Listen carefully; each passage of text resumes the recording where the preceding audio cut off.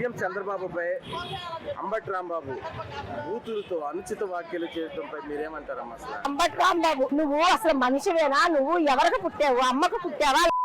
ఎవరా నువ్వు ఎందుకు పుట్టావు? పుట్టినాడు కాబట్టి నీ వంశమేమో, అందుకని హక్కు నీకు వస్తున్నది. సబాబుగా చంద్రబాబు నాయుడు ప్రభుత్వం ఒక ఆంధ్రప్రదేశానికి మంచి ప్రభుత్వం, అది మంచి కుటుంబం కాబట్టి ఆ కుటుంబాన్ని నువ్వు చిన్నపరుస్తున్నావు కాబట్టి నువ్వు చాలా భవిష్యత్తులో చాలా దెబ్బతింటావు. మహిళలందరూ నిన్ను చెప్పు తీసుకుని కొడతారు, కొట్టే రోజులు వచ్చినాయి.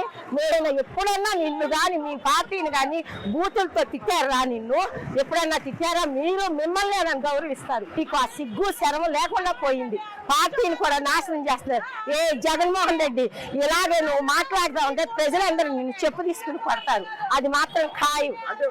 ఇప్పుడు జగన్మోహన్ రెడ్డి ఇప్పుడు ఆయన అంబటి రాంబాబు అంత తిట్టినా గానీ వెనకేసుకొస్తున్నాడు ఏంటి? అసలు ఖండించుకోకుండా అసలు ఆయనే అలాంటి వాడైతే ఇలాంటి వాడు నామకేం చేస్తాడు? రే ఇలాగా అనకూడదు, పెద్ద ఆయన గౌరవించి మాట్లాడాలని ఎప్పుడైనా చెప్పి సచ్చాడు? ఆయన చెప్పుకోనికి అసలు మంచి పద్ధతైన పార్టీ. ప్రజలందరూ ఎందుకు వేసావరా ఈ సీఎం ఒక్కసారి గెలిపించావరా అని ప్రజలందరూ ఏడుస్తున్నారా? ఎందుకు అలా బాధ పెట్టించుకుంటావు?